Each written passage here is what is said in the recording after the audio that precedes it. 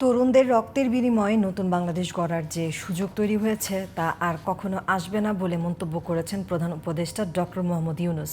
রোববার বিকেলে রাজধানীর একটি হোটেলে বিচার বিভাগীয় স্বাধীনতা ও দক্ষতা বিষয়ক সেমিনারে এই কথা বলেন তিনি। জুলাই হত্যাকাণ্ডের বিচার নিশ্চিতে পুরো জাতি ঐক্যবদ্ধ উল্লেখ করে প্রধান উপদেষ্টা বলেন, বিচার বিভাগের স্বাধীনতা ও দক্ষতা বৃদ্ধির উপরই ন্যায়ভিত্তিক সমাজ প্রতিষ্ঠা নির্ভর করছে। সাজ্জাদ হোসেনের রিপোর্টে বিস্তারিত।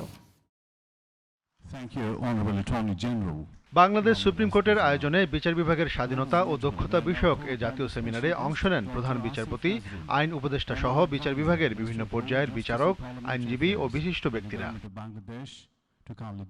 প্রধান অতিথির বক্তব্যে প্রধান উপদেষ্টা ডক্টর ইউনূস বলেন, রক্তের বিনিময়ে নতুন বাংলাদেশ গড়তে তরুণদের প্রত্যাশা পূরণই সরকারের দায়িত্ব। জুলাই অভ্যুত্থানের সুযোগ কাজে লাগিয়ে শুরুতে সঠিক পদক্ষেপ নিতে হবে বলে মন্তব্য করেন সরকার প্রধান। Independence and efficiency. These three words define the foundation of the society. And July uprising gave us the opportunity to build that civilization. In this historic moment, let's pledge that we will make it true, make it come. Because this opportunity will never come again. We must not let this slip away from us.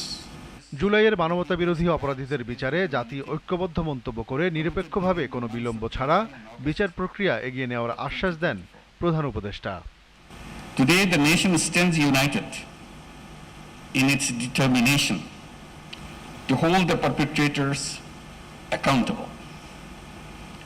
In pursuit of this goal, two international crimes tribunals have been established to investigate and prosecute the crimes against humanity.